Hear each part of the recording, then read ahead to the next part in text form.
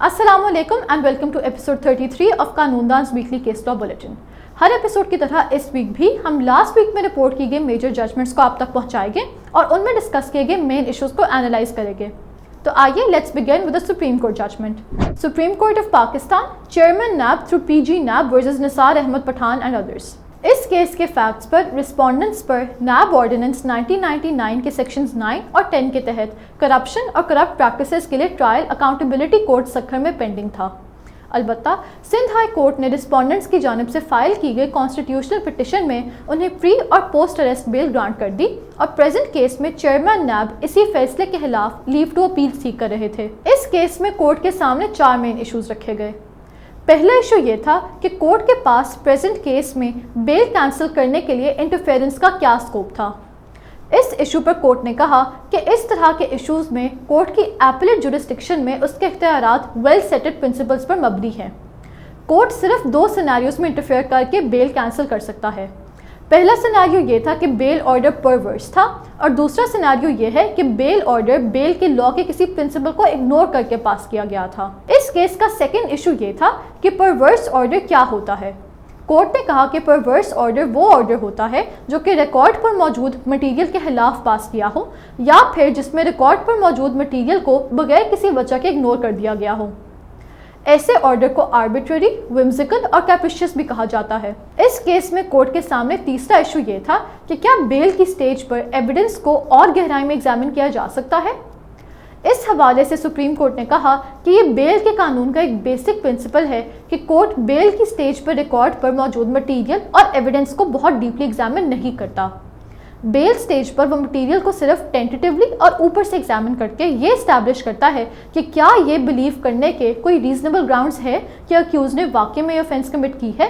इस केस का fourth issue ये था कि फ्रेज परवर्स ओपिनियन का क्या मतलब है। इस फेज को एक्सप्लेन करने के लिए कोर्ट ने कहा कि अगर सेम मटेरियल या एविडेंस के ऊपर रीजनेबली 2 अलग अलग ओपिनियंस फॉर्म किए जा सकते हो तो ये दोनों प्लॉजिबल ओपिनियंस कहलाए जाएंगे। अगर एक ओपिनियन दूसरे ओपिनियन से ज़्यादा एक्यूरेट हो भी तब भी दोनों ओपिनियंस प्लॉजिबल ही कहलाए जाएंगे। दूसरी जानिब परवर्स ओपिनियन वो ओपिनियन होता है जो कि कोई भी रीजनेबल या प्रूडेंट इंसान रिकॉर्ड पर मौजूद मटेरियल की बेसिस पर फॉर्म कर ही नहीं सकता। इस केस का फिफ्थ इशू ये था कि क्या नैब केसेस में भी बेल का कॉन्सेप्ट सीआरपीसी के सेक्शन 497 से आता है। इस इशू पर कोर्ट ने कहा कि नैब ऑर्डिनेंस के नीचे केसेस में मटेरियल को एनालाइज करके रीजनेबल ग्राउंड्स एस्टैब्लिश करने का कॉन्सेप्ट, एक शख्स को डिटेन करने का तरीका और उसे बेल ग्रांट करने का कॉन्सेप्ट कॉन्स्टिट्यूशन के आर्टिकल्स 9, 10, 10A और 14 से आता है, ना कि सीआरपीसी के सेक्शन 497 से। इस केस में कोर्ट के सामने लास्ट इशू ये था कि अगर सेम मटेरियल और एविडेंस की बेसिस पर 2 अलग अलग लेकिन रीजनेबल ओपिनियंस फॉर्म किए जा सकते हो तो कोर्ट को क्या कोर्स फॉलो करना चाहिए। इस इंपॉर्टेंट इशू पर कोर्ट ने कहा कि अगर ऐसी सिचुएशन में 2 ओपिनियंस हो तो कोर्ट को उस ओपिनियन को फेवर करना चाहिए जो कि अक्यूज्ड शख्स की राइट्स को फेवर करे और उसकी राइट टू लिबर्टी, डिग्निटी और फेयर ट्रायल को अपहोल्ड करे और उसे आर्बिट्ररी डिटेंशन से बचाए। कोर्ट ने कहा कि किसी को गलती से बेल डिक्लाइन करने से बेहतर है कि उसे गलती से बेल ग्रांट कर दी जाए। ये इसलिए क्योंकि अगर एक शख्स को गलती से बेल ग्रांट कर भी दी जाए तो ट्रायल में वो आखिरकार कन्विक्ट हो ही जाएगा, लेकिन उस शख्स को कॉम्पनसेट नहीं किया जा सकता जो कि अपनी इनोसेंस की बेसिस पर एक्विट हो जाए और उसे बगैर किसी वजह के जेल में रखा गया हो। इसीलिए कोर्ट ने चेयरमैन नैब को लीव टू अपील डिक्लाइन कर दी। मलिक मोहम्मद रियाज against Mohammad Hanif and others. ये सिविल अपील हाई कोर्ट की जजमेंट के खिलाफ आई है। अब सुप्रीम कोर्ट के सामने अहम सवाल ये आया कि एलिजेड लॉस या इररिपेरेबल लॉसेस या मेंटल एगनी की ग्रांट ऑफ कॉम्पनसेशन के लिए क्या स्टैंडर्ड ऑफ प्रूफ है। जस्टिस सज्जाद अली शाह, जस्टिस मुनीब अख्तर और जस्टिस मोहम्मद अली मजहर ने कहा कि कॉम्पनसेशन ग्रांट करने के लिए ट्रायल कोर्ट से ये दरकार है कि वो पहले इशू स्पेसिफिकली सेटल करें और फिर अवेलेबल कन्विंसिंग एविडेंस की बेसिस पर स्पेसिफिक फाइंडिंग्स रिकॉर्ड करें। कॉम्पनसेशन सिर्फ सेक्शन 73 ऑफ कॉन्ट्रैक्ट एक्ट 1872 की बेसिस पर अलाउ नहीं हो सकती। मुराद वर्सेस मंजूर अहमद, PLD 2022 सिंध 209। इस केस के फैक्ट्स पर एप्लीकेंट पीपीसी के सेक्शंस 302, 392, 411 और 34 और एंटी टेररिज्म एक्ट 1997 के सेक्शन 23D के नीचे ट्रायल फेस कर रहे थे। इस केस के फैक्ट्स पर एप्लीकेंट ने मुबैना तौर पर एक फैमिली का कत्ल किया। البتہ ایپلیکنٹ کے مطابق اینٹی ٹیررزم کوڈ 1997 کے سیکشن 23D کے تحت ان کا کیس اینٹی ٹیررزم کوڈ سے کورٹ آف آرڈنری جورسڈکشن کو ٹرانسفر کر دینا چاہیے، کیونکہ ان کے کیس پر اینٹی ٹیررزم ایکٹ کے سیکشن 6 اور 7 اٹریکٹ ہو ہی نہیں رہے تھے۔ اس کیس میں مین ایشو یہ تھا کہ اینٹی ٹیررزم ایکٹ کے سیکشن 6 کے تحت کسی ایکٹ کو ٹیررزم لیبل کرنے کے کیا پری ریکوزٹس تھے اور ٹیررزم کو کس طرح ڈیفائن کیا جاتا ہے۔ اس ایپلیکیشن کو الاؤ کرتے ہوئے کورٹ نے یہ کیس اینٹی ٹیررزم کوڈ سے آرڈنری جورسڈکشن والے کورٹ میں ٹرانسفر کر دیا۔ کورٹ نے اس ایشو کو غور سے انالائز کرتے ہوئے کہا کہ سپریم کورٹ نے PLD 2020 SC 61 اور PLD 2020 SC 427 میں یہ چیز فائنلی ڈٹرمن کر دی تھی کہ ٹیررزم کس طرح ڈیفائن ہوتا ہے۔ کورٹ نے کہا کہ ان ججمنٹس کے مطابق کسی بھی ایکٹ کو ٹیررزم کہنے کے لیے لازمی تھا کہ وہ ایکٹ کے سیکشن 6 سب سیکشن 2 میں فال کرے، یا پھر وہ ایکٹ سیکشن 6 کے سب سیکشن 1 کے کلازز B یا C میں دیے گئے کسی پرپس کو اچیو کرنے کے لیے کیا گیا ہو۔ یہ ججمنٹس کلیریفائی کرتی ہے کہ کورٹ اب صرف اس بنا پر کسی ایکٹ کو ٹیررزم نہیں کہہ سکتا کہ وہ لوگوں کے دل میں خوف یا انسیکیورٹی پیدا کرتا ہے۔ اب کسی ایکٹ کو ٹیررزم کہنے کے لیے اس کے پیچھے نیت اور موٹیویشن دیکھنا انتہائی لازمی ہے۔ ایک ایکٹ صرف تبھی ٹیررزم کہلایا جائے گا جب وہ گورنمنٹ، عوام یا عوام کے کسی حصے میں خوف پیدا کرنے کی نیت سے کیا گیا ہو، یا پھر اسی کسی مذہبی یا فرقی مقصد کو بڑھانے کے لیے استعمال کیا جا رہا ہو۔ اس کیس میں ان 3 لوگوں کا مرڈر یقیناً ایک شاکنگ اور دل دہلا دینے والا واقعہ تھا جسے آس پاس کے لوگ افسردہ ہوئے تھے۔ البتہ اس کے پیچھے نیت ٹیررزم کی نہیں تھی، جس کی وجہ سے اس ایپلیکیشن کو الاؤ کر دیا گیا۔ Asad Mahmood and 4 others against the Government of Punjab through Chief Secretary Punjab Lahore and 20 others۔ اس انسٹنٹ کانسٹیٹیوشنل پٹیشن کے ذریعے پٹیشنرز نے بغیر ریلیونٹ اتھارٹی کے اپروول کے ڈسٹرکٹ جہلم میں اسٹون کرشنگ یونٹس کی اسٹیبلشمنٹ کو چیلنج کیا ہے۔ اب عدالت کے سامنے سوال یہ تھا کہ alternative remedies under the environment protection act 1997 کی موجودگی میں کیا یہ کانسٹیٹیوشنل پٹیشن مینٹینیبل ہے، جس پر جسٹس جواد حسن نے کہا کہ alternative remedies under the environment protection act 1997 کی موجودگی میں یہ کانسٹیٹیوشنل پٹیشن مینٹینیبل نہیں ہے۔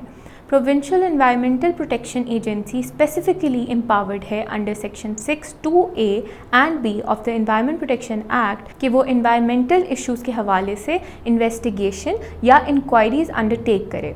EPOs ایشو ہوتے ہیں اور اگر کوئی ان ڈائریکشنز کے ساتھ کمپلائی نہ کرے تو وہ ٹریبیونل میں ٹرائی ہوتا ہے، اور سیکشن 21(9) اس میٹر میں جورسڈکشن صرف ٹریبیونل کو دیتا ہے، نہ کہ کسی اور کورٹ کو۔ شہمیمہ سعید versus base commander PAF PLD 2022 Sindh 186۔ یہ کیس سندھ ہائی کورٹ میں جسٹس محمد فیصل کمال عالم کے سامنے پیش کیا گیا۔ اس کیس میں پلینٹف نے کورٹ سے یہ پرے کیا کہ وہ ایک ڈکلیریشن پاس کرے کہ سوٹ پراپرٹی پلینٹف کی تھی، اور ساتھ ساتھ وہ ایک انجنکشن کے تھرو ڈیفینڈنٹس جو کہ PAF تھے انہیں سوٹ پراپرٹی کے ساتھ انٹرفیئر کرنے سے روکے۔ اس کیس میں کورٹ کے سامنے مختلف ایشوز رکھے گئے۔ اس کیس کا پہلا ایشو یہ تھا کہ کیا یہ پراپرٹی پلینٹف کو ان کے نام پر گرانٹ کی گئی تھی یا ان کی کمپنی کو۔ اب ڈیفینڈنٹس کے مطابق یہ پراپرٹی ایک کمپنی کے نام پر الاٹ کی گئی تھی، جس کی وجہ سے ایک بورڈ ریزولوشن پروڈیوس کرنا لازمی تھا جو کہ پلینٹف کو آتھرائز کرتی کہ وہ سوٹ کے ساتھ پروسیڈ کرے۔ اگر یہ بورڈ ریزولوشن پروڈیوس نہ کی جائے تو یہ سوٹ CPC کے آرڈر 39 رول 1 کی خلاف ورزی کرتا تھا، جس کی وجہ سے یہ سوٹ مینٹینیبل ہی نہیں تھا۔ اس ایشو پر کورٹ نے کہا کہ پلینٹف کمپنی کی ڈائریکٹر ضرور تھی، لیکن تمام ڈاکیومنٹس کے مطابق یہ پراپرٹی ان کو ان کی پرسنل کیپیسٹی میں دی گئی۔ کیونکہ یہ پراپرٹی کمپنی کے نام پر نہیں تھی، پلینٹف کو اس سوٹ کے ساتھ پروسیڈ کرنے کے لیے بورڈ آف ڈائریکٹرز کی ریزولوشن نہیں چاہیے تھی۔ اس کیس کا دوسرا اور امپورٹنٹ ایشو یہ تھا کہ نیشنل سیکیورٹی کے لیے ریکوائرڈ زمین کے ایشو پر زمین کے اونر کی پروپرائٹری رائٹس اور نیشنل سیکیورٹی کے کنسیڈریشنز کو کس طرح بیلنس کیا جاتا ہے۔ اس کیس میں ڈیفینڈنٹ PAF کے مطابق پلینٹف کی یہ 2 سے 3 ایکڑ زمین ایئر ڈیفنس پرپزز کے لیے چاہیے تھی، جو کہ قومی سلامتی کے لیے لازمی تھا۔ اس ایشو پر کورٹ نے کہا کہ قومی سلامتی ایک انتہائی اہم کنسیڈریشن تھی جسے ہمیشہ اولین ترجیح دی جاتی ہے۔ البتہ ایک جینوئن اونر کی پراپرٹی رائٹس کانسٹیٹیوشن میں فنڈامنٹل رائٹس کے طور پر گارنٹیڈ تھی، اور انہیں نیشنل سیکیورٹی کے کسی ویگ سی پلی پر سیکریفائز نہیں کیا جا سکتا تھا۔ اگر کوئی اتھارٹی نیشنل سیکیورٹی کا گراؤنڈ لے تو انہیں ایک ٹینجیبل کیس اسٹیبلش کرنا ہوگا، اور پھر کورٹ نیشنل سیکیورٹی اور شہری کی رائٹس میں بیلنس ٹرائی کرے گا۔ کیونکہ اس کیس میں PAF ایک ٹینجیبل کیس نہیں اسٹیبلش کر سکی، یہ سوٹ پلینٹف کے فیور میں ڈکری کر دیا گیا۔ Umar Nazir against the state etcetera. اس کانسٹیٹیوشنل پٹیشن کے ذریعے پٹیشنر نے FIR registered under section 419 and 420 PPC کی وائڈیز کو اسیل کیا ہے اس بیسس پر کہ وہ فالس ہے owing to mistake of law, کیونکہ FIR کا سبجیکٹ میٹر صرف پاکستان ٹیلی کمیونیکیشن اتھارٹی سے انویسٹیگیشن اور ایڈجوڈیکیشن ریکوائر کرتا ہے۔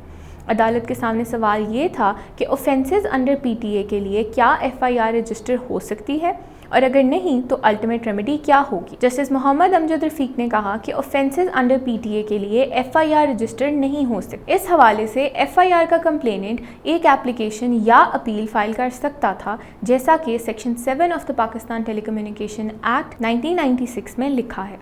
Lahore high court Amanullah Shah etcetera versus the state etcetera, criminal appeal number 56573 of 2019۔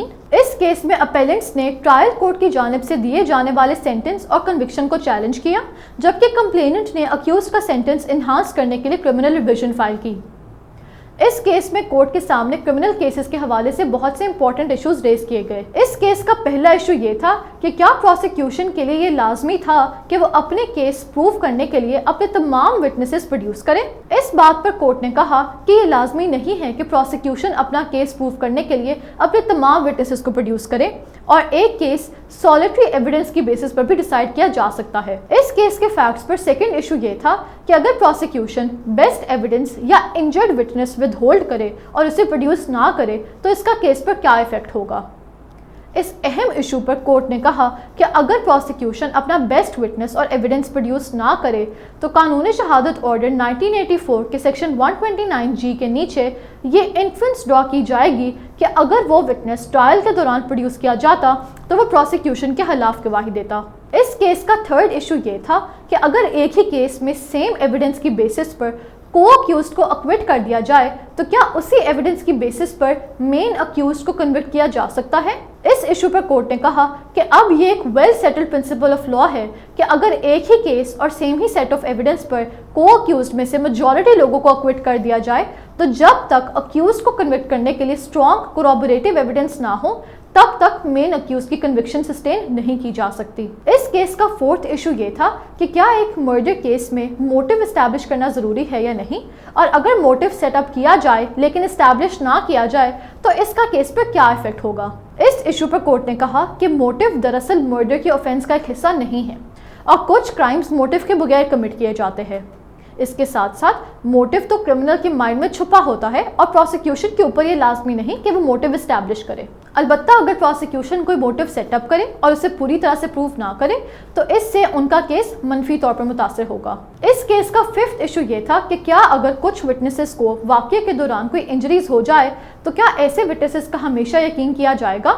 اس کے ساتھ ساتھ پوسٹ مارٹم میں ڈیلے کا پروسیکیوشن کے کیس پر کیا ایفیکٹ ہوتا ہے۔